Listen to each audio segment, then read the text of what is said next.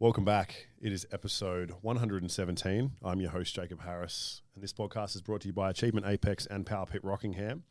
Today I'm joined by Jayke Corich. Thanks for being here, man. Pleasure to be here. Again. It has been, I tried looking it up the other day, so yeah, you're episode 59, so we're almost double. So we're almost at 120. So this is, oh, man, what would that have, if you had been episode 118, that would have been exactly double. Yeah. Fuck One that. more. One more. I ruined it. Man, it's good to catch up. Obviously, I caught up with you the other day. Yeah. But when we did catch up last time, it was like we were talking a lot about how you got sick and couldn't compete. Yeah. And like how far after that happened was that when we caught up? Like it wasn't that long, right? It'd been like a couple of months or something. Yeah, I think so. I think that was maybe like 4 or 5 months after. Yeah, and it was like you were scheduled to compete, and you got like a stomach bug or something. Yeah, it was so annoying. 6 days out from my first show, prepped I think for 19 weeks up until that point, and then I was just like bedridden sick. 6 days out, throwing up, you name it. It was everything was going to shit. Essentially, 6 days out. But it had nothing to do with the prep itself, luckily. I think it was just something that I ate initially. But yeah, it was no good. And I was on the toilet in bed for a good 3-4 days straight. And it was not enjoyable in the slightest. Yeah, that sounds like it sucks. It did. Yeah. And so wasn't food poisoning or anything?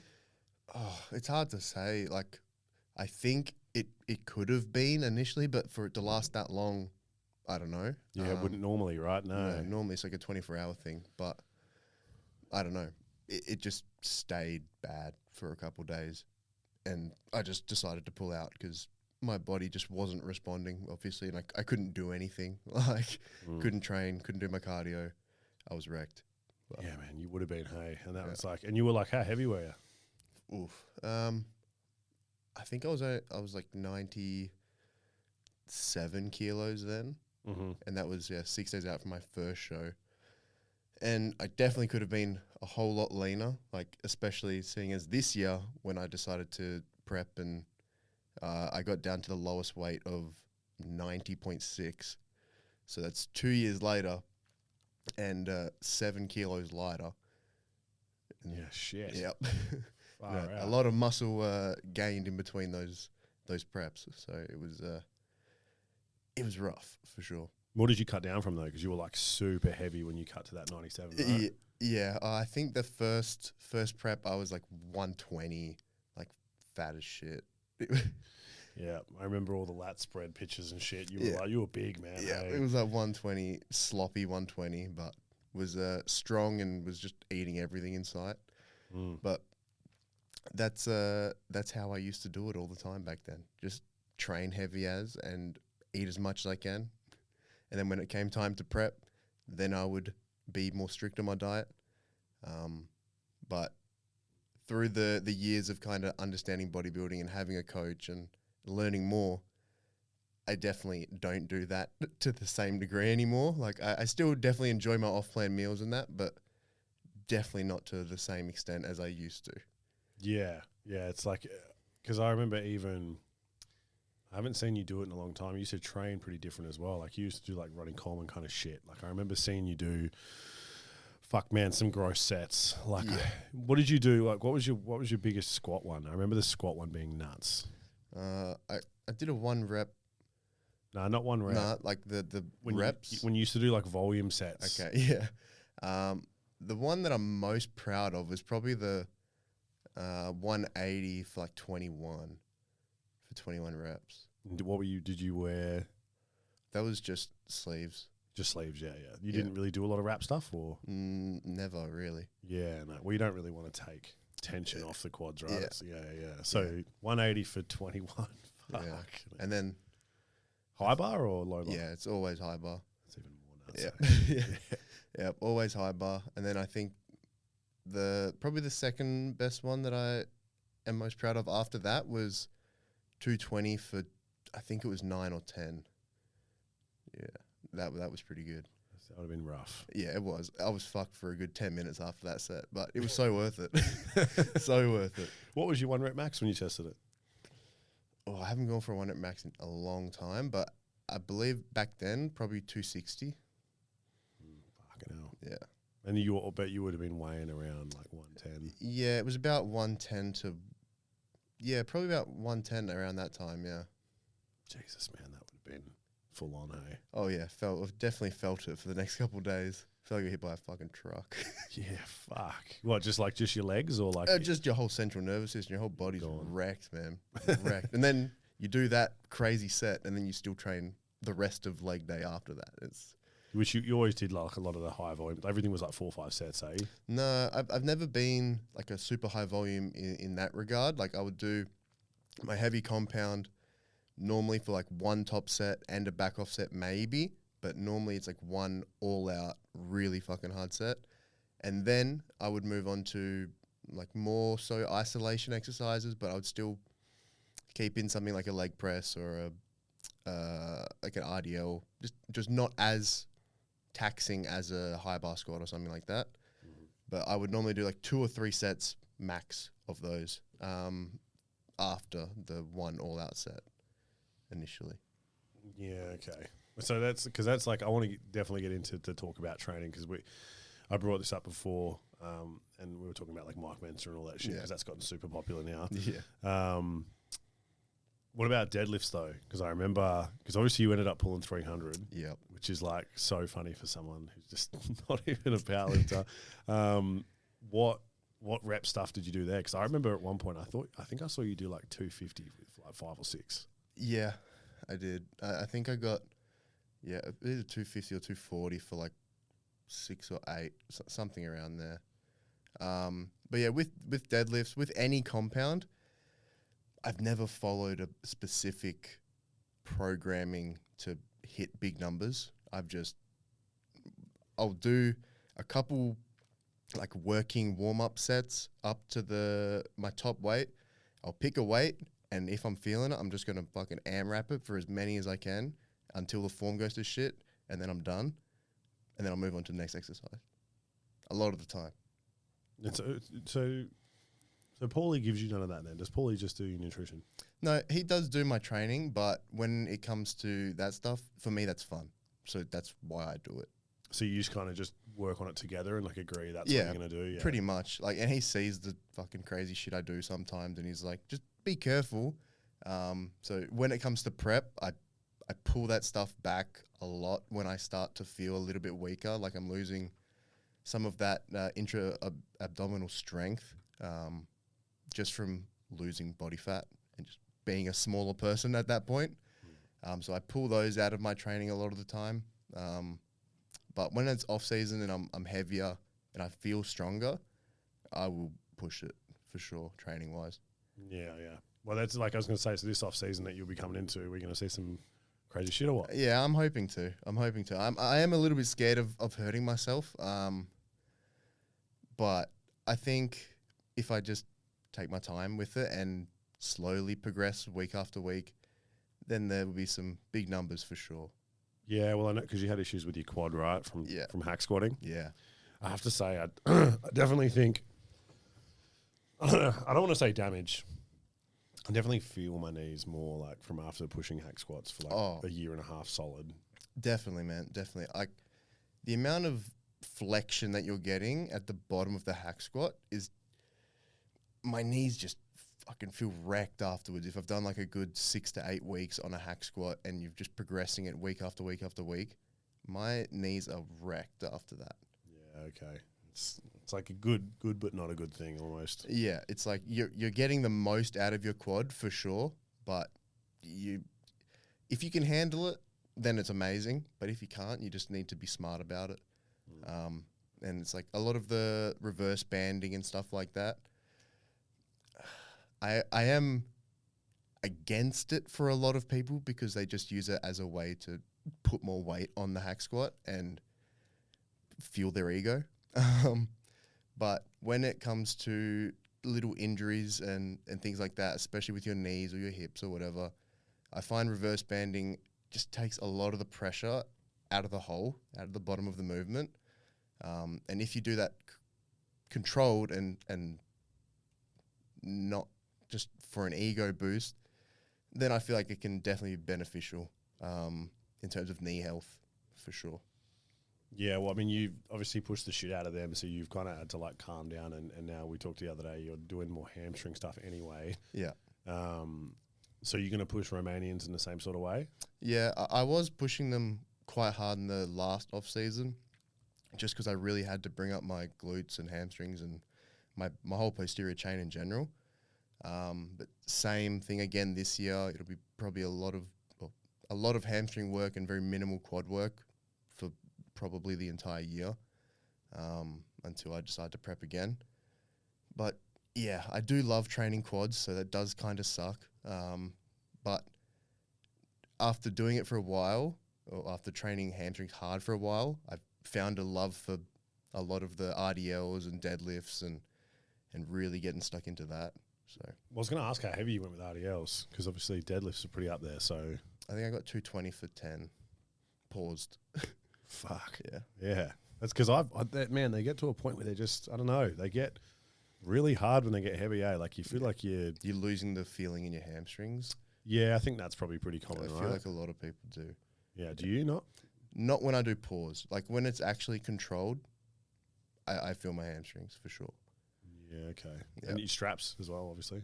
Yeah, straps and belt. I use a belt too. Yeah. Yeah, okay. Isn't it? They're an interest. You don't do dumbbell ones though. It's not heavy enough. No, it wouldn't be. Unless I'm wanting to do the 70s or anything like that. I'd rather just use a barbell. Like it's much more comfortable to hold and get in position for me anyway. Have you done them on the machine? Like the belt squat machine? Or like nah, you know how people use people use them for shrugs, but they're apparently a lunge machine. Yeah. I actually have tried that. I don't mind it. I just don't like the handle positioning. Because it's like downwards. Yeah, so it's a little bit awkward. It's hard to hold on to, hey? Yeah. Like even if you have straps, it feels pretty uncomfortable. Yeah, it's just a weird angle to hold. Yeah. Sometimes you got to keep it old school, hey? Yeah. We've always done that. I feel like even when we used to chat, it was always the same thing. Like it was it's so funny. Like the optimal training stuff's so popular now. Everything's like lazy cable, pendulum squats. Just keep it simple. Yeah. Keep it simple. Like that is the shit that fucking works. Nobody likes to hear it, but that is the shit that works. Yeah, but not everyone can fucking push it like you can, though. You know they can if they just did it. You know, people just don't do it. How many people do you actually see in a commercial or even just a normal run-of-the-mill gym doing squats, doing bench press, doing deadlifts?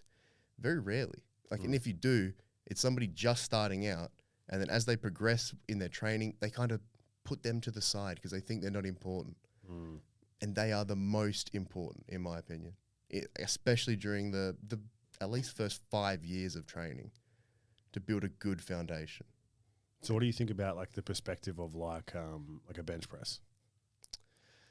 I personally don't bench press anymore just because of the risk of injury, but for building a foundation of strength, I think it's important for sure. Like all of the strength that you build in a bench, a squat, a deadlift, an RDL, a chin up, any of these compound movements, it transfers over to all of the other movements that you do. So why not just get strong as fuck at those ones, and then you're strong as fuck on all the other ones? No, I'm with you on that, mate. Yeah. I feel like a bench press is only good from like for me, when I look at it now, I just think of it from like a close grip tricep perspective. It's like for chest, it's not really. Yeah, in terms of building muscle, yeah, I totally agree. Yeah. You used to do a lot of dumbbell press then. All dumbbell. Maybe a bit of Smith, but mainly dumbbell, yeah. That's become more popular now, hey? The Smith one. Definitely. Yeah. Do you like it? I don't mind it. I prefer dumbbells or like a good machine, like a good plate-loaded machine press. But it has to be one that feels good. Like some of them feel so shit. Yeah, some are just very strange angles. But if you can get a good one, like I don't mind the hammer strength one. But that just all depends on what feels good for you, I guess.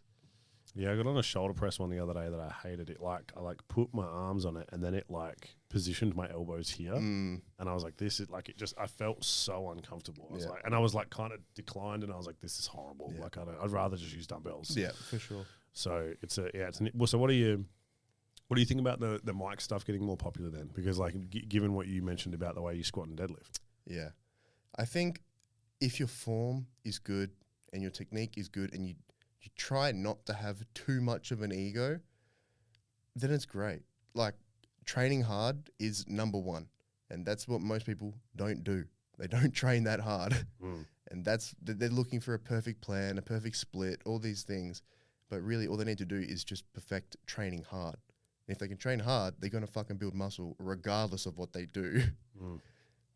That's the whole Mike Mensa kind of training principles in my regard, in my opinion, is just train as heavy as you can, as hard as you can.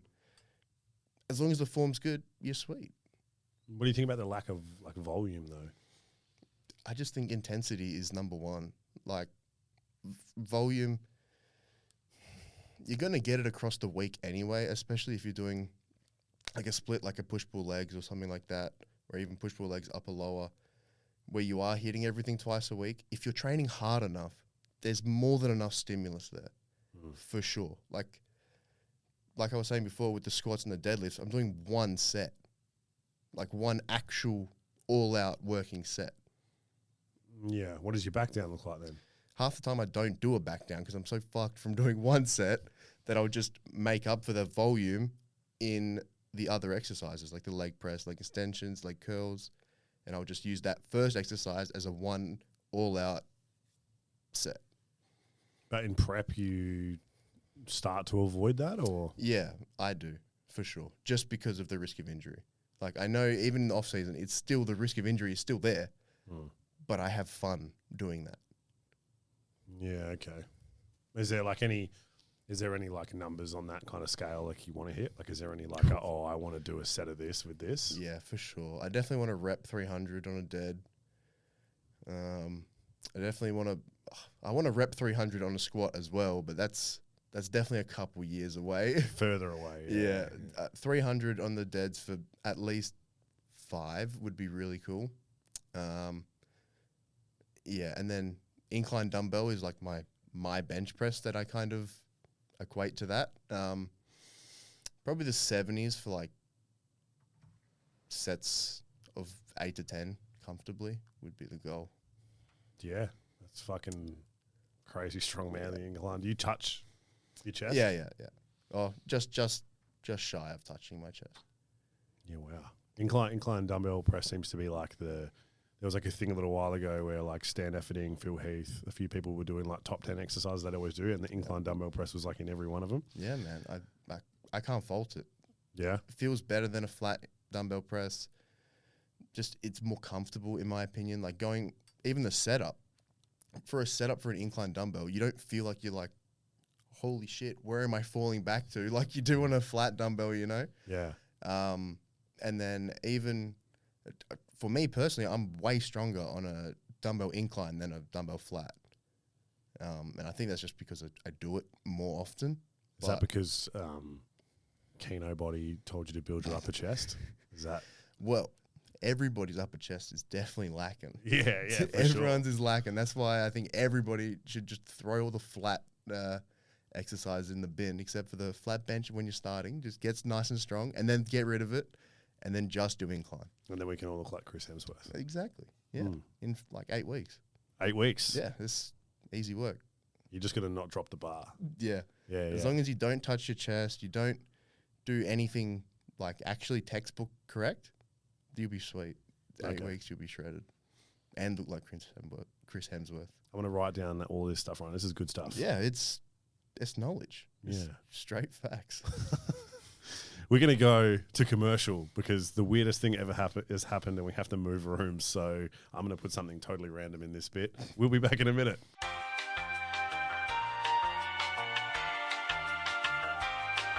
All right, we're back. We had a little situation. We had to move rooms in case you haven't noticed. Things look a little bit different. We were on the topic of training, but we're going to take a quick segue because I'm feeling hungry now. And A little bit peckish. yeah, we're peckish. And Jake's here to eat.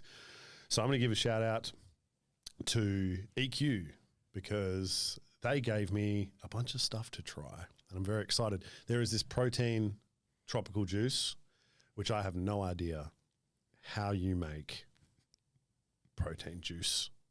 It's very confusing. No milky taste is what it says. It's magic. That's what we want. High quality amino acids, low sugar. It says shake me well before opening, so we should.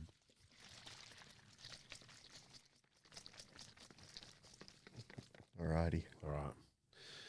You ready to experience? I am more than ready. Okay, All right. 3, 2, 1. let's go. It's not terrible. That's actually pretty good. That's pretty good. That actually tastes like tropical. It does. I was expecting more of a protein taste, but it's not there. That's actually like, it's almost got like a kick. Almost tastes like there's vodka in it. Yeah. A little bit like acidic, but it's fruit juice. I feel like this would be good with some vodka in it. Mm-hmm. Imagine if you could drink vodka, like mix vodka with it and hit your macros on the same day. You could. Yeah. I don't mind that at all. Yeah. That's not bad. Wow, okay. Oh, I'm so happy. Yeah. I was so nervous that it wasn't going to be not good. And then I was going to have to be like, Jake, thanks for sending it, but it's not good. No, but it is. It's so good. That is not bad. Shout out to EQ for making something that tastes good because there is so much crap out there. I rate that. And they have a couple of different other ones. I think they do orange and then maybe like a pineapple juice. Maybe. Orange would be nice. We now have to try the growth cookie. Ooh. All right. I heard about these a while ago. Did you used to get the ads? Of course. Yeah. They were all over Instagram. Well, it's like 1,000 calories. So does that mean 2 cookies? The ones that used to say 1,000 calories? Maybe this isn't the biggest one. I think they do a bigger one. No way. Yeah. Surely not. Was this? What does it say? Is it Oh, 2 dude. servings? Yeah, 2 servings per packet. So this is over 1,000 calories. Yeah. Nice. This is over 1,000 calories. This cookie. Wow. God damn. What flavor do you have? I have choc chunk. What This do you is white choc macadamia, which is like always. It usually slaps. got? Yeah. I'm gonna try a bit of this one. You try a bit of that one, and then we try a bit of each other's. Sounds good. Dude, it's so thick. Swapping cookies. It's so. This is. Look how thick it is. Holy Look at that. Jesus. That's one thick boy. God. Oh wow. It's dense. Oh yeah. This is dense. For 1,000 calories, you would expect that. You would. I must say, pretty fucking good. Yeah. What? This one's a little like chalky, but I think it's just because of the denseness. I'm gonna try that one. I want to try that For one. sure. I'm gonna try this one. Well, you've got a lean one. Oh, You've got a lean macadamia yeah, I one. do. Oh, this one's got like a bit of chocolate in it. It does. Look at that. I didn't get any chocolate.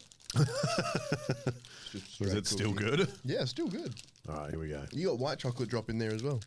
Oh wow, It's probably half the calories. this is going everywhere. Yeah, very crumbly. Hey man, that's just how the cookie crumbles. It is. Sometimes they just land, and you're like, I shouldn't say this. This one's pretty good. Yeah. This is Even like, this one, I rate it. I don't know. I feel like if I was going to have 1,000 calories, I'd rather like McDonald's. Yeah. But if you're trying to gain weight, man, think about all the days. You're a big eater. I've been a big eater. Think about all the days just before bed when you were like, fuck, Yep. I'm going to have half a box of Nutri-Grain and drink a shitload of milk or something to hit these macros. Yep. You could just eat this. Yeah, something low in density or low in volume. Low in volume, high in calorie density. These are low in density. So Yeah. if you're trying to cut weight, just have one of these a day and then you'll just reach your goals. But to be fair, I don't know, they're fairly well rounded. Yeah, it's like a whole meal replacement. Yeah. You would replace an entire meal with one of these 2 meals cookies. even. Yeah. Yeah. How low were your calories like when you were in prep? Like what's the lowest they got to? The lowest they got down to was like around 1,800. Yeah, a couple of days they were a bit lower. Was that rough? Very. That's just protein and vegetables every meal. Yeah, it's pretty rough. Pretty rough. At least the training doesn't have to be hard then, right? At that point, your training's just about being like getting a pump and... Yeah, you can't even get a pump at that point. But yeah, you're just maintaining what you've got. You're not trying to build any muscle. You're not trying to set any records. You're just going in there, moving some blood around and trying to maintain the strength that you do still have. Because obviously it goes down regardless a little bit in prep because you're just losing weight. And then at the end of the day, mass moves mass. So if you're lighter, you inherently will be a little bit weaker. So by the end of prep, I probably lost like 10 to 20% of strength across like all lifts kind of. Like some maintained, obviously on like isolation movements and whatever, but big compounds definitely took a hit. So you still did barbell stuff? I do, but it was nowhere near as hardcore as what it was when I was off season. Yeah. Yeah, it's like, so you just like, so say you still squat? I have just recently started squatting again. But you didn't squat when you were in prep? No barbell squats this year in prep. Why? It was all hack squat. Why? Just because I didn't need the extra quad volume. And I pretty much just did hack squats, split squats, and extensions. That was it for my quad work for the last like 6 months. Do you use a pendulum squat much? Not often. Just because you don't have one at the gym? No, we do. I prefer a hack. You don't like pendulums? They're okay. They're like all the rave though, eh? A lot of people really like them. I just think it's because everybody puts too much weight on them. Like, they're a humbling exercise if you do them properly. Yeah. And you shouldn't be able to just slap a plate on, another plate on, another plate on every single week. It's a movement that, if you do it correctly, is fucking so hard. So hard. So why don't you like them then? You just don't enjoy them? Yeah, I don't. I prefer to get like locked in to position, like on a hack squat where it's sliding up and down the sled, rather than on the pendulum where you're kind of guiding that weight down. Like your hips could still come off. Yeah. Yeah. Especially when you're just wanting quad. Yeah. I mean, do you use knee sleeves when you hack squat? Yeah, I have to. Yeah, your knees feel like fucking crayons otherwise. Oh yeah, anything up like above like 3, anything over 3 plates, I'll put sleeves on. Yeah, I feel better about myself then. Yeah. Because we talked about this with the difference between hack squats, eh? So I like hit you up and I was like, the one at Gold's, I can only put fucking 3, like not even 4 plates on. Cybex. That's fucking hard, that one. Yeah, the Cybex hack squat is definitely one of the hardest ones I've used, for sure. Yeah, I don't understand why there's such a difference. The one you use at Doherty's looks like a toy. You're like just putting like 10 each side on. I think the max I got up to that one was like 8.5 a side. But yeah, that was ridiculous. I think that was the cause of my knee issues initially. Why? Because I was just abusing that hack squat every week, just putting more weight on. And it was a lot of ego for sure back then, because I was training with all the other bigger guys. I just wanted to lift more than them. And they all do like crazy. I was doing the most, but it was just for that reason. I wanted to make sure I was still doing the most. But I definitely regret it a little bit now.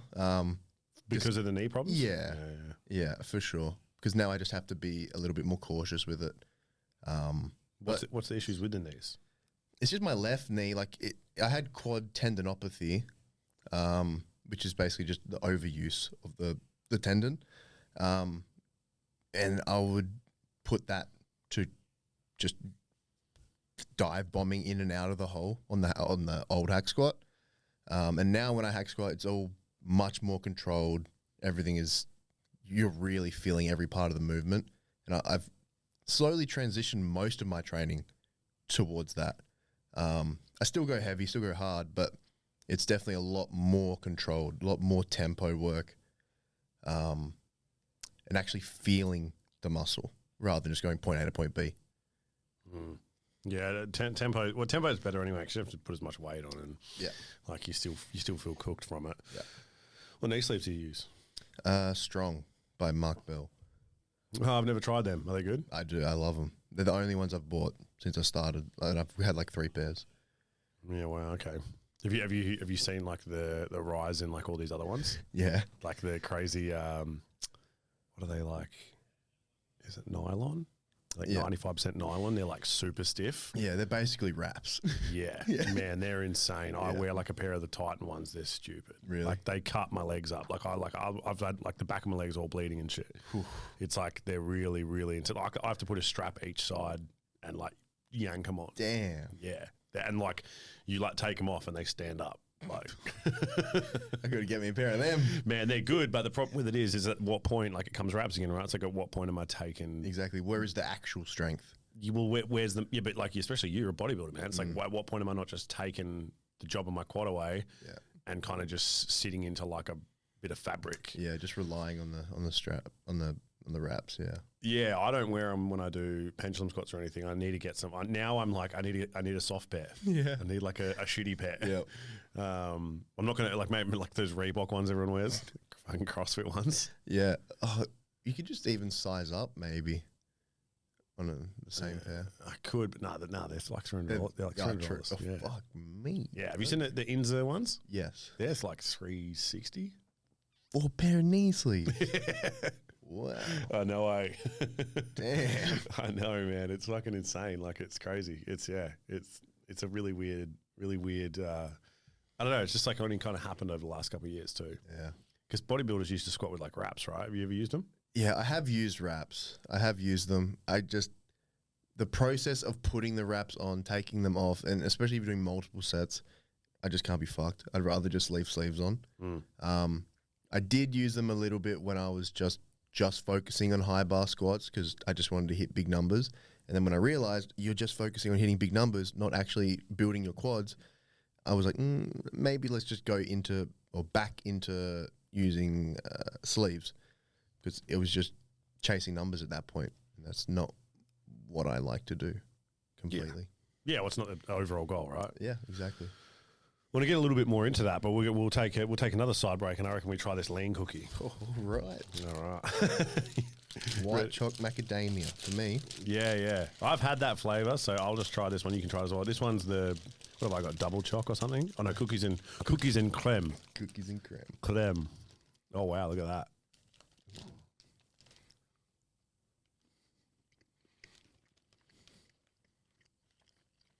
I like this one a bit better. Same. It's like not as dense. Not as crumbly either. Softer. A bit softer. This would go well with some ice cream. I much prefer this. Lean cookies where it's at. Yeah. But to be totally honest, 15.8 grams of fat. It's not in the conversations of lean. Like, that was probably Jake's fat intake for his whole day when he was prepping. Not far off it. Yeah, it wouldn't be, eh? What'd you go? How low did you get? I think the lowest my fats were maybe like 45. Yes. Yeah, that'd be fucking rough. Yeah, it was. Did your shit stop working? Oh, yeah. Yeah. Well, how many weeks out was that just a no-go? Like, it still works. You know what I mean? Like, It doesn't work as well? you just don't think about it. You're so focused on training and when your next meal is, what you're doing for cardio, how much posing you've got to do. Or you're so focused on the prep and everything involved in the prep, you don't even think about sex. You don't think about anything outside of prep and what prep entails. So your missus is like, babe, and then you're just like, she hated it. I've got to go and pose. Pretty much. Pretty much. It's like I love that. Just wait till after the show. Just wait. How long does it take to bounce back? Like after the show, like at what point do you start feeling a bit better? And I think it depends person to person. Like I've heard some people say like they can just go eat a fucking cheesecake and they'll feel fine half an hour later. But in terms of like the mental aspect of it where you feel like a human again and like you have a personality, that took probably about a week for me. And that was with eating, like I wasn't restricting myself after the show. I went out for dinner, we went out for lunches, went out for breakfast, had plenty of meals off because I was still in Brisbane. So just had like a normal person holiday, like just ate kind of whatever. And we just made sure we got our protein in and got plenty of steps in throughout the day. But yeah, it took about a week for me to feel mentally normal. Like I said, like I had a personality again. I had a sense of humor.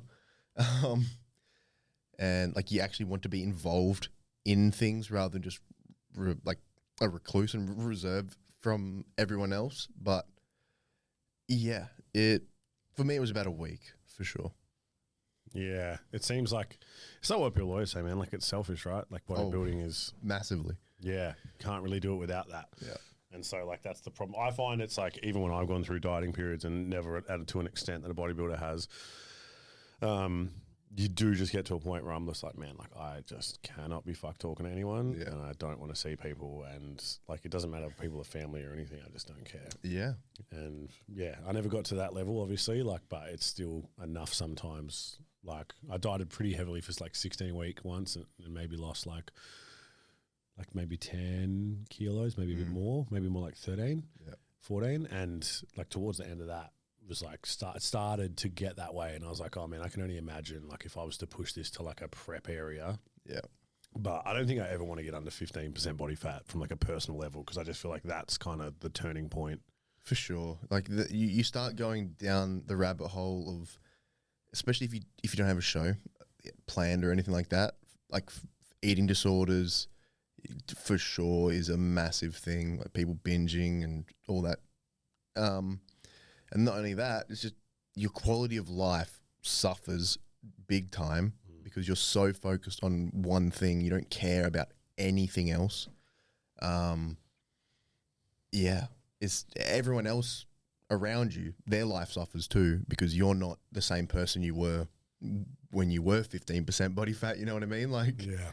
You change completely. Like not only just from dropping the body fat and everything like that, but especially with bodybuilding, that the drugs that are involved, the changes definitely your mental for sure. Yeah. Well, that's one of the, you've always been like super transparent. And I like it because like, fuck, I speak to so many people that aren't. And it's like, you've got to be nice. I know it's weird. You've got to be all like, it's their choice and stuff. And like, it is people's choice whether they want to be open about it and all that sort of stuff. But at the end of the day, if you're like a popular person who's all over social media and stuff like that, and you do this with your body and stuff like that, I don't think it's that weird to ask questions. I feel like some people think it's weird to even ask. And I'm like, nah, like I'm curious. I want to know what drugs you're running. Like I want to know. Yeah.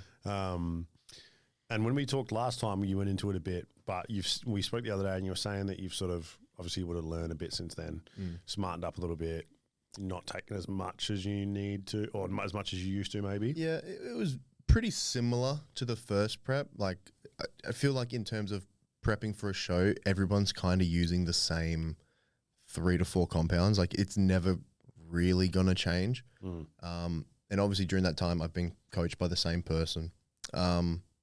And we pretty much just did the same as what we did in the first prep. And that was just test, primo, and then towards the end of the prep, added in a little bit of trend. And I mean a little bit, like not anywhere near what people think people should be taking. And then it was obviously just the normal fat burners that are in place in prep, like Clen and T3 and T4. I did use a little bit of yohembine, which is just another fat burner, but just not as extreme. And then as for orals throughout the prep, it was Anavar and Winstrol towards the very end of prep. And then Proviron, just a little bit sprinkled in throughout not the entire prep, but most of it. What's that? What's Proviron? Proviron is another oral as well. Just kind of helps with general well-being of feeling good, and also helps with fertility. Just make sure you keeps fertility going a little bit. Yeah, I'm not a complete scientist when it comes to some compounds. Most of them I have a good understanding of, but the ones like Proviron and that are more they're not like mainstream. They're not used a lot. I haven't delved into that one as much. So when you said Winstrol, I remember seeing someone once, like, I think it must have been like a bodybuilding forum or something, and they were saying that when they were on Winstrol, it made their joints feel like glass. Yeah, it definitely can. I didn't get that. I didn't run a very high amount. But yeah, a lot of people do say that the joints get really dry and their training suffers dramatically because of Winstrol. I don't know. Like, I don't know if that's in fact. I personally haven't experienced it, but You're just like, I'm a genetic anomaly and I don't really get side effects. So no, I definitely do. But what kind of sides do you get? Oh, I don't know how deep you want to delve into it, but the main side effect that I've definitely dealt with is like hair loss and like thinning, and it's a shitty side effect. Is that why you're wearing a hat inside? That is why I'm wearing a hat inside. I call it the Bradley Martin maneuver. Yeah, it's got to be done. It's got to be done. Dude, here's the thing, right? It's like if someone was like, hey, look, man, you're going to have to pretty much give up like 5% of you so that the other 95% is all good. Yeah. You'd be like, that's actually not that bad. It's not a bad deal. It's not a bad deal. Yeah. Well, were you receding like before you jumped on though? Yeah, I was. I started receding super young, like 18. I buzzed my head and I realized that my hairline was receding a bit. And I was like, oh, that's not good. And then I jumped on cycle like a year later and it was definitely not going to get any better. I tried a couple like hair loss intervention kind of things like finasteride and minoxidil and all that kind of like dermapen stuff. I tried it for a little bit. It definitely does work, but it's just such a pain in the fucking ass to continuously do every single day. So you just lent into it. Trip to Turkey in a couple of years, I reckon, and get a transplant. Oh yeah, I've seen that shit. Yeah, it's like hell. There's heaps to it, eh? Oh man, they are so good at it, and it's like $5,000 all included for a new head of hair. You reckon it's the same though? They take your own hair from the side of your head and implant it on top of your head. There has to be downsides though, right? You tell me. Well, you tell me. The recovery process looks pretty brutal. Oh, really? Yeah, your head swells up like a balloon and looks pretty fucked for like a good month. Do you know anyone that's had it? Not personally, but I've just seen like YouTube videos and it looks like their hair looks good as new. Oh yeah, once it comes in fully, like 6 months to 9 months, I think that's when it's like you're pretty much good. It looks completely normal. So why would you ever be worried? Why am I not blasting gear right now? You tell me. I don't need to because I've got growth cookies, man. They'll get me where I need to go. That's right. No, fuck, man. That's pretty cool though that they're at least able to help with that side effect because obviously it's like the main one. Oh yeah, a big time, and so many people are insecure about it. Like, fuck, I'm wearing a hat. Like, obviously everybody who goes through it is a little bit insecure about it at some point, and I definitely am as well. But you know, you did it to yourself. Yeah. Like, your ball small? Oh yeah, like yeah. Like everyone's gonna cop that one for sure. Noticeable difference for sure. But it would have happened ages ago, right? Because like when you first jumped on, it probably wasn't even after my first cycle. Maybe like my second cycle where I actually noticed it. One day we just like, hey, whoa. Yeah, kind of, because I don't like inspect it. I don't grab my balls every day. Yeah. But when I did, I realized that they were smaller for sure. And does it get worse, or do they just get smaller and stay small? Yeah, they definitely atrophy more over time. Yep. But you can revolumize them. Revolumize? Yeah, you can get your balls back, get them kicking going. You go to Turkey for that as well? No, you can do that just with some other supplements. The plunger, just get them going again. Well, because I remember hearing this, and then I didn't know there was more to it, but that it was. We're going to go straight into it here, and it's going to be disgusting, and I'm fine with it. But someone was telling me that like because your shit gets all watery, eh? They were saying that like when you fucking ejaculate, it goes real watery. I've been sweet. You've been sweet? Yeah. I heard that from someone. He reckons it was like too watery. Like real, like too, like, you know, when something's like thinner than water? Yeah, it's probably a issue. You reckon? Probably. Like a sterile issue, you think? Like, yeah, most because if it's that's surely that's not a sign of swimmers, right? Yeah, I would imagine that's not a good sign. It's not a good sign of anything. Yeah, okay. He said it was like a thing that happened apparently. But you've had a lot in your body, and if it's not happening to you, yeah, maybe you need to get your shit checked, bro. I'm not going to shout you out. Always worth getting shit checked out. If you're listening to this, man, You remember the conversation we had that time, and you were telling me about this? Get it checked out, because that doesn't. Jake's saying it's not right, and I've been sitting there. I've been walking around telling people, you know, when you jump on, your shit gets real watery, because you told me that. And now it's not true. That being said, I haven't asked anybody else how their loads are looking. What do you mean? Doesn't come up in conversation, bro? Not normally. The only reason I'm doing it is because you are the most transparent motherfucker I know. So I'm like, if I can ask anyone, it's going to be him. And whoever's listening to this is going to be like, you know what? I secretly wanted to know the answer to that, but I never wanted to ask anyone. That's right. Sorry, mum and dad. Look, I won't make that part of the snippet, all right? But no, it's interesting, right? Because the side effects are the same. Like it's like anything in life, but it's like the same thing with everybody. Everyone wants to jump on, but they're like, but what side effects are they? It's the thing everyone's scared of, right? Sure. So hair loss, not an ideal, but it sounds like you can kind of fix it. Yeah, to an extent. It just doesn't have to be watery. That's pretty sweet, all right? It can still be fucking like glue, right? Yeah. Shout out to Sean Paul. So the big thing is what are the other downsides? Have you had any other sides? I like acne, but my acne was bad when I was younger, and it actually never flared up from me jumping on. But some people can definitely get pretty bad acne on their chest, shoulders, back, face, anywhere really. Do you mean like Sam Sulek? Yeah. But I don't know if he had acne before jumping on either as well. That was just my way of kind of like transitioning into talking about people being on too much gear, because he's definitely got that has to be a part of the sides. It's definitely part of the sides, like having acne in general, gyno. That's a big You haven't had any of that? I probably had a little bit from puberty, and it's kind of just managed by keeping my blood work and everything like in decent range.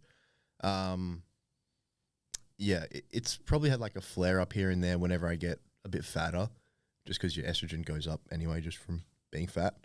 They're the main like external side effects that you'll see, but internal side effects, fuck, you could list anything really, like, but it just depends on what the person's taking, how long they've been taking it, how much they're taking. It's all super person dependent, and like what their genetics are, how they synthesize the drug, how they excrete the drug, everything. It all plays into it. How watery the jizz is. Yeah, everything. Yeah. Well, I actually only really brought that up again because what I wanted to do is transition into thirst trap. Oh. All right, because this is water, okay? And so we're going to drink some of this. This is to hydrate us because we're deep in conversation. We need to stay hydrated.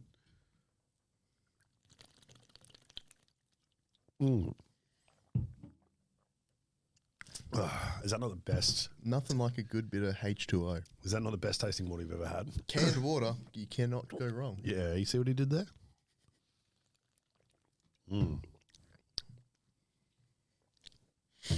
That's some good shit. You ever feel like some water is like extra lubricated? I know exactly what you're saying. Yeah. It sounds so weird, but every time I try to explain this to people, some people get it, some people don't get it. I get it. You do? Yeah, 100%. Some It water just goes down easier. Yeah. It glides down. And you're using this water as an example? Exactly. Yeah. So this is what I'm saying. It's almost like the fresher it is. I feel like when you get like real dingy tap water, and then you put it into like a protein shaker and leave it in there for an hour, and you're like drinking it out of that, usually tastes kind of shit. Yeah. Yep. Yeah. Not wrong there. Yeah. I don't know. I think like it's probably diet related too, right? Depends on how much food you've had that day. Like I find lately, especially, I've been like a little bit better budget wise. So like when it comes to food, I'm like, oh no, like blackberries are fucking $6, but I like them, or like blueberries $2.50. And then so like I've been eating a little bit more fruit and like watery foods, and I feel fucking heaps better. Yeah. Like hydration wise, like you always think water when you think about being hydrated, but like real watery foods keep me happy. Yeah, for sure. Yeah, like And just the antioxidants in so many fruits and berries makes you feel so much better anyway. yeah, Like I definitely noticed that I feel so much better in prep, especially like the first half of it. Like you're eating more vegetables, you're eating more fruit, and then obviously towards the end of it, you just feel like shit regardless. But health-wise, you feel pretty good because your diet is so perfect. yeah. Well, you like blackberries being a really good thing. I don't know. Do you eat blackberries? Not often. Because they're like, man, they're crazy. I think they're like less than 40 calories for like a punnet. Yeah, it's ridiculous. Berries in general, like blueberries is something stupid. Like 100 grams of blueberries is like 20 calories. Yeah. Strawberries the same thing. Like It's nuts. It's isn't it? so good. Yeah. Strawberries you can have like fucking half a kilo of, and it's like you're struggling to eat them. Yeah, and it's like 100 calories. Yeah. I feel like it's definitely the secret to volume, hey? For sure. Which we're now going to explore even further with these honey soy chicken chips, because the macros on these are also not great, but we're going to try them.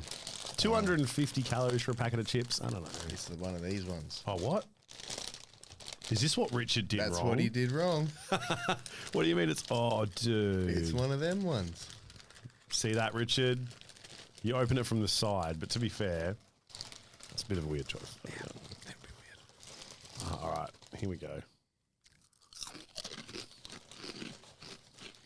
Bro, this is how ASMR, ASMR can like hear you chewing.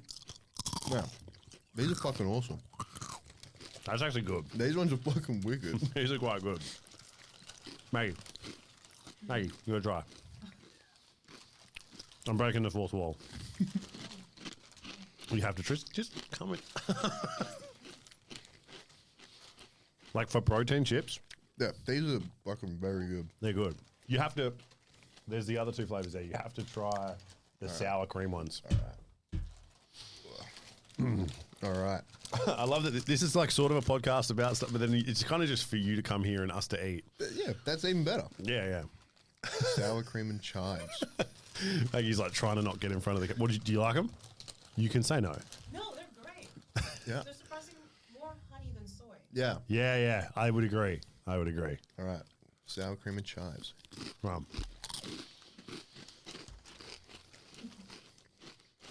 I rate them. Man, not bad either. Mm. They've definitely nailed the flavoring. They have. Try. You got to try the sweet chili. You got to try one. We're here. All right. I'm gonna have some more of my tropical protein juice. Hitting my macros. I'm trying to figure out what this tastes like. It tastes like orange cordial with vodka in it. That's a good fucking night out, I reckon. Well, no, sorry. It tastes like real juice. Nothing else. Just real juice. No, just ignore what I just said before. It does have a kick to it, though. The honey soy chicken ones are the best. Yeah, I was expecting that. And if you had to tier them, Honey soy chicken, sour cream and chives, sweet chili. boom. Sweet chili. There you go. Yeah, the sweet chili. I wasn't even really bothered by the sweet chili. Like they weren't even that hot. But, like I just didn't want to eat them because I wanted to save some for Jake. But yeah, look, we just tried it all. Look at that. What would you like in a? What did you enjoy the most? You reckon? Honey soy chicken ones. You're on them, eh? Yeah, they're wicked. Yeah. I'll be finishing that packet. Yeah, most of it. It's all yours, bro. Do it. Enjoy. That. I don't know. It's a cool concept. So I think their company based around like 1 calorie. Every time they donate every time they sell a calorie, they donate one. So it's like to help starvation, world hunger, which is like, let's fucking get behind that. There You know, yeah, fully. helping African dudes get like, pumps on and getting massive. But yeah, like it's, I feel like I have to kind of, not just people in Africa are starving. Obviously people are starving everywhere. I feel like I have to kind of at least clarify that. But yeah, like it's pretty cool concept, I think. For sure. But yeah, it's like they were like, oh, send out a package. And I feel like this has been a good way to review it. They kind of gave me one of everything.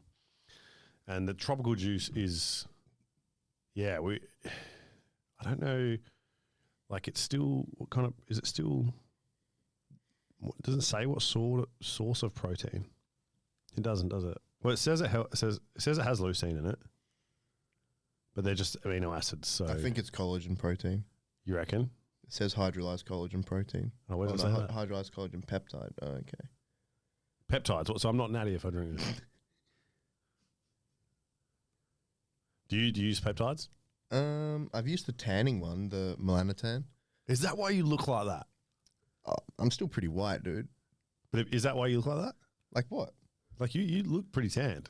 Or is that just from the I've show? probably still got some of the show tan on, like a little bit of it, but I definitely got more tanned from taking the melanotan for sure. There's a dude at Golds I've seen before. Or some people overdo it big time. Fuck, bro. He looks like the outside of like a kiwi fruit. know. Like it just looks weird. Yeah.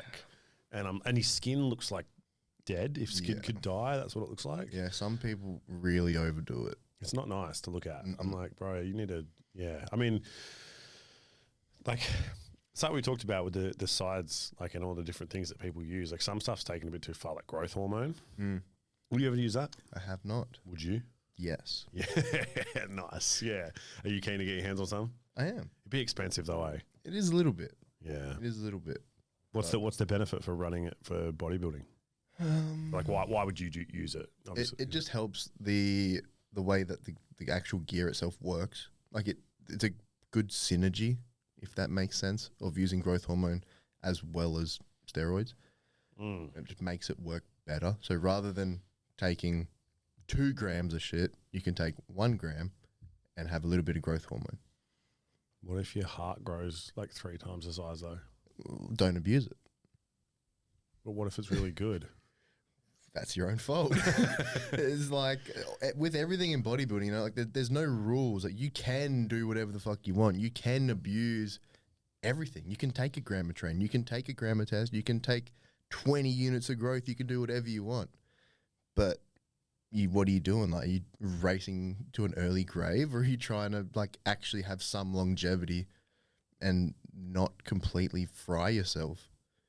Oh yeah, I mean, I'm never planning on bodybuilding, so I'm way more on the standpoint of longevity. Yeah. Mainly just because I want to be like a cranky old dude. Yeah, no, fair. We all want to get there, I think. Yeah. Just a little bit. Yeah, you just want to sit on the porch, tell kids to fucking get off your lawn, and Oh yeah. yeah, Yeah. 100%. admire your own lawn. Like that's the highlight of getting old. Yeah, I'm scared of that. Where you get like excited about your lawn. I can't wait for that. Really? Yeah. Why? Why not? Like, I get excited about toasters and fucking air fryers now. I'm 22. Like, Yeah, but that's I'm like 2 years away from getting excited about my lawn. air fryers make sense though. Oh yeah, anything to do with making food taste better. Yeah, air fryers are a fucking gift, man. They are. The shit that you can make in those things is insane. And It like is. when you're in your off season, do you do a lot of this like product stuff? Me and Richard talked a bit about it because he every now and then has like a Pro pizza or something. Oh yeah. Do you do that shit? Yeah, I do that like just mainly with my girlfriend to kind of have like a normal kind of dinner together, and we'll watch a movie and all that stuff. But yeah, in prep, obviously not. It's just all my straight clean food. But yeah, in the off season for sure. I like to approach the off season like 80% good, like clean food, whole foods, and then 20% of kind of either a meal out with my girlfriend or pancakes or something like that. Kind of breaking it up a little bit more so you can actually have somewhat of a life. Yeah. Yeah. So when you're in prep and you're eating like chicken and rice, that sort of stuff? Yeah, chicken, like I make my meals pretty good. Like I make them taste good. I make them look visually good. And it definitely helps. Like I was never overly hungry at any point in prep. And my calories were down to 1,800 lower. And I was doing like an hour and a half of cardio some days, 15,000 steps, training, posing. And I still Wait, was 15,000 steps as well as hour and a half cardio. yeah. What was the cardio? I'll do like 45 on the stairs in the morning and then like 45 on the bike after training. That's fucking yuck. Yeah, it sucks. 7 days a week. Yeah. Dude, what did you do? Like, did you listen to music or watch like a show? Or? Yeah, watch podcasts, listen to music. But like at that point, it's just sound. Like just you're so wrecked. You don't give a fuck what is playing in your ears. Is that why? Because if you gave a fuck what was playing in your ears, you would listen to this podcast, say. Exactly. Only this. Only this. Yeah. So anything else you listen to is just like whatever. Yeah, basically. Yeah, I feel that. Yeah. There's like it's hard on those things. They're not always built for it. And No. you don't want to be like looking down at it the Yeah. whole time. Like, you know, especially if you're on it for that long, man. Yeah. That's fucking long. Yeah, especially on the stairs. Like 45 minutes on the stairs is rough. Yes. Is rough, especially when you're so depleted. You feel like death every day. Didn't you just feel like you were getting so skinny? Yes, big time. I did. Does that feeling ever go away? When you start eating again. Fuck. Yeah, I definitely felt like I was getting skinny for sure, but it's all part of it. Like you really have to run yourself flat. Like you have no glycogen. Like to get properly peeled, to bring your glutes in, bring your hamstrings in, you have to be fucking flat and stay flat and keep going. Yeah, shit. Yeah. That's I get worried about sort of, losing a bit more because I hate feeling skinny. It's the worst feeling. It's definitely worse for you being natty, like Yeah. I can kind of get away with it. Yeah, because you're just like on test, right? So it's like you're gonna retain a shitload more muscle. For sure. Even when you're dragging yourself through those like rough couple weeks of like really pushing down like that, you're still gonna maintain most of it, even if you're fucking burying yourself.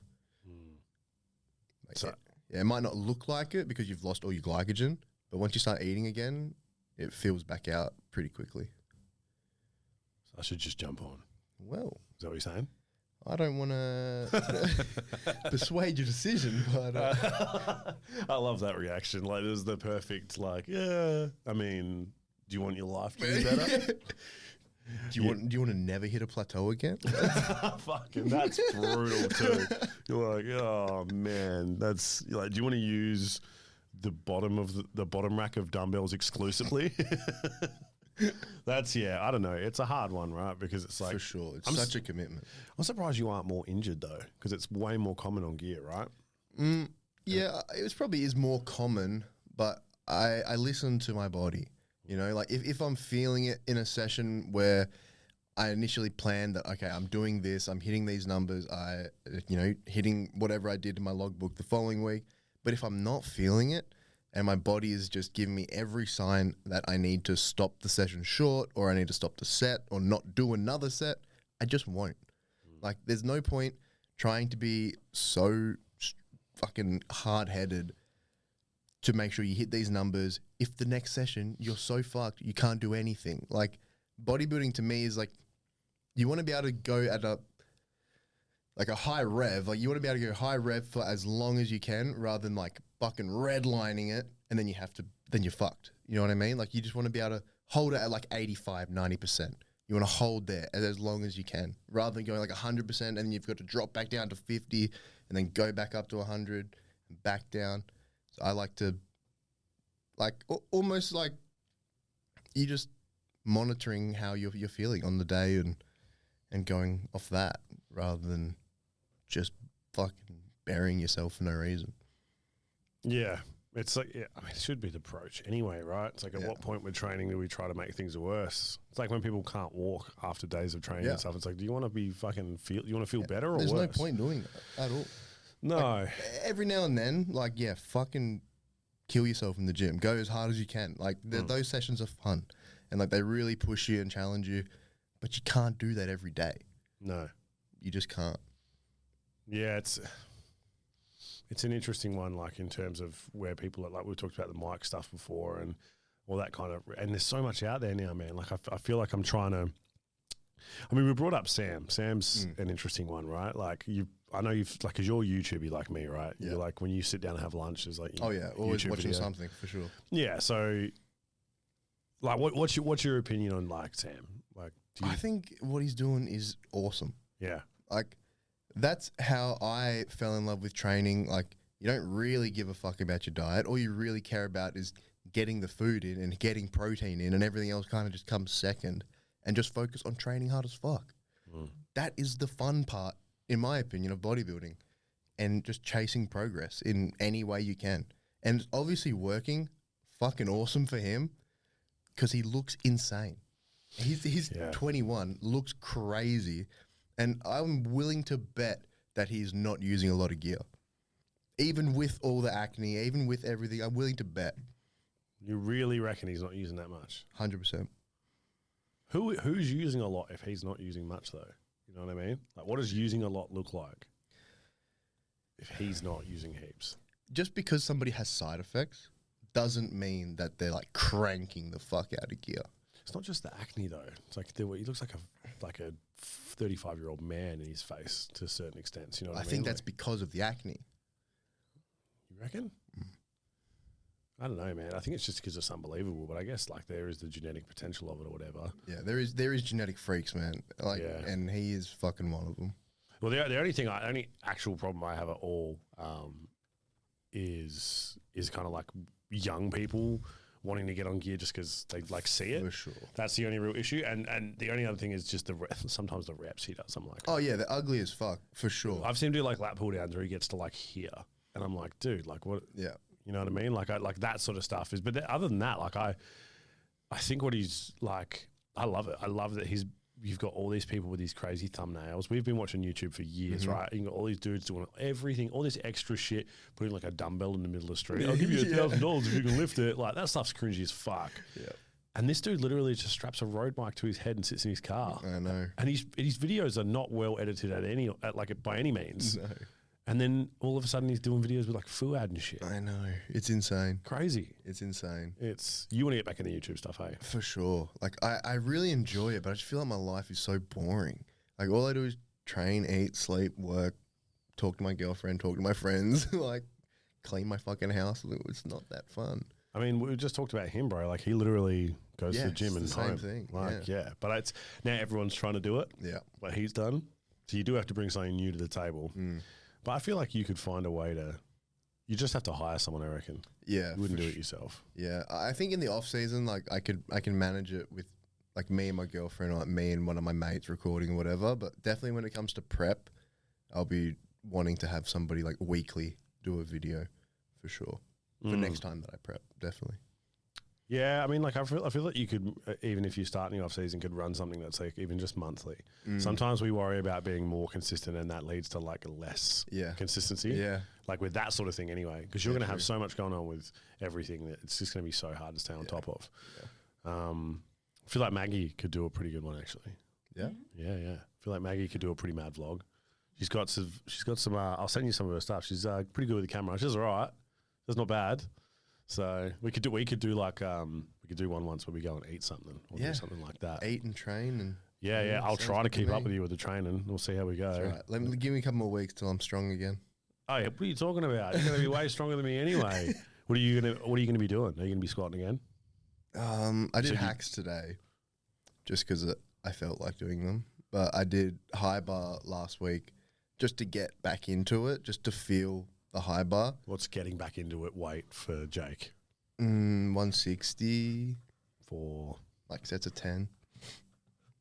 Yeah, cruisy, sweet. Yeah, nice, awesome. It was alright, but it just felt a bit clunky. Haven't done them in a while. I noticed that, man, when I like switched to machines for ages, and then I got under a barbell, and it was like I'd never squatted. I know. It's like all the stabilizers and shit just go to sleep. And it really takes a while, eh? Yeah, it does. Like going back down to 160 is fucking sucks, but that's fuck all weight. 160. It's all relative, right? Yeah, it is. Yeah. But yeah, it's frustrating. But that's just how it goes in a prep, and I like to use that coming out of prep where your strength is lower, to focus more on form and rebuild an even better base than you had previously. That's what I like to do anyway after a prep, is just start off conservatively and just keep increasing every week while you can. Yeah, well, man, I'm looking forward to seeing how it goes again, because I reckon you could probably match some PRs or crush a couple. Obviously, it's like you're at a leaner point now, so you're not spending all that time at 120. Yeah, definitely won't be. No, well, it's just too much weight, eh? It's ridiculous. Must have not felt good. No, it's dumb as fuck. Do you have sleep apnea? No. Really? Yeah, I don't snore, even when I'm heavy. I actually snore a bit, but I got mine tested the other day, and this is where I want to divulge the results. I don't have sleep apnea, which is a good thing, but I was almost like disappointed. Not jacked enough. Yeah. Oh, fuck you. It's a tongue, a throat thing. It's not. No. That's what I thought. I was like, oh man. And then, even when I went in there, she was like, no, like it sounds like you probably do, and like all that. And I like strapped me up, and then she was like, when I came back, she was like, yeah, no, like it's super mild, like whatever you do have. And I was like, oh sweet. Yeah, like, no shit. I don't want to wear a machine. No man. way, man. Like that. No. One thing I'm not looking forward to, if it ever has to happen, I cannot. I hate sleeping with anything touching me, let alone a fucking Darth Vader mask. Even the missus, or you like, get away from me? Sometimes. But normally, like now that I'm off prep, she's fine. Yeah. But when I'm in prep, fuck, I don't like anyone touching me. It's really? Yeah, I just get super irritated. Wow. Is it just is your skin all hot? Like when you. No, it's not even that. I'm just like you just always go. Yeah. You know, and like you don't want to be slowed down. You know, it's strange. Like you're just always fucking ready to go all the time. How did you go at work? Oh, fucked. Yeah, because I do commercial flooring majority of the time. And up until probably like 6 weeks out of the Perth show, I was working every day as well as training and all the prep stuff. But yeah, after that, like 6 weeks out kind of point, there's no way I could work anymore. I was fucked. Like a mental breakdowns at work, crying and shit. It's fucked. You just feel like shit. Feel like shit. Wow. Yeah. Did you, when you cried at work, like who was there? Well, luckily, it's my dad. Is he from the old school though? Did he call you like a fag and stuff? Nah, he's really good. Oh, He's cool. really good with that. But I felt, Yeah. I'm like, fuck, what am I doing crying at work? Yeah. But yeah, it is what it is. But that all the guys I work with, they're fucking super good. They're super supportive of it. You know, because they've all known me since I was a kid anyway, a lot of them. And when I started working with them, I was bodybuilding the whole time and talking about wanting to compete. And they actually, some of them even flew over to nationals to watch. Wow. Yeah. So that was really cool. Fuck yeah, man. That's awesome. Yeah. Well, I mean, this is what I mean. We can fucking talk forever. We've almost been talking for an hour in this room. Oh, shit. I know it goes quick, but I guess we're headed towards the end of what we're saying. Like what's the overall plan? I remember talking to you back when we did it last time, and I 100% believe, man, that you're like gonna, you're up there. I think just even ever since I first saw you when we hadn't met, and I don't know how I ever came across, and I saw like a photo of you, and I was just like, fuck, like, that dude's got something that not everyone has. Is it like men's open IFBB? Like, is that's where you want to be? It's hard because even currently, from my lightest point in prep, I have like 8 to 10 kilos that I can still put on for classic. Yeah, okay. Of like straight fucking muscle tissue. So that's a lot of weight. Yeah. And that'll look dramatically different. So I'll probably take off the next year at least, potentially like a year and a half to just grow and try and fill out that weight cap. And then it'll either be prep for like season A or season B 2025 for the IFBB and go for my pro card at that point. But with it just really depends how I'm looking. Like if I think I'm at the size and the standard that's required to be a pro, then I'll prep. But until then, I don't see a point. Is that the goal though? Like eventually, like one day, do you not want to be at the Olympia? For sure, I want to be at the Olympia. Yeah. But it's tricky because you either stay in classic and potentially have less side effects, less health risks because you're smaller. You don't have to push the food as hard. Don't have to push the drugs as hard. Everything like that. So ideally, I'd want to stay in classic for that reason. But on the other hand, I do like to just progress. I like to see how far I can go. And classic has a weight limit. Open bodybuilding has no fucking weight limit.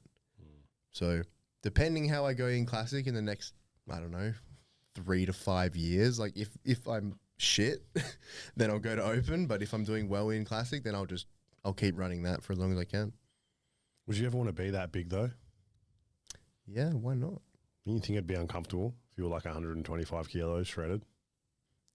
I feel like it's more uncomfortable in the off season, for Yeah. sure. Like when you're shredded, you feel athletic, whether you're like 90 kilos or 120 kilos. You feel athletic, even though you're fucking huge. But yeah, the off season, that's the uncomfortable part for sure. Like your clothes fit weird. You just feel fucking fat and slow and gross. But even when you're not, it's just because you're so much heavier. You just feel slow and sluggish and you're tired and just slamming food all the time. But I just want to see how far I can go regardless. Like, even if it is uncomfortable and shitty, too bad. But Yeah, that's what it's all about. yeah, pretty much. What did you, this comp you just did, how did that go? You were telling me you almost could have got your pro card. Yeah. So I won Junior Mr. Australia. I came second in my class for classic physique.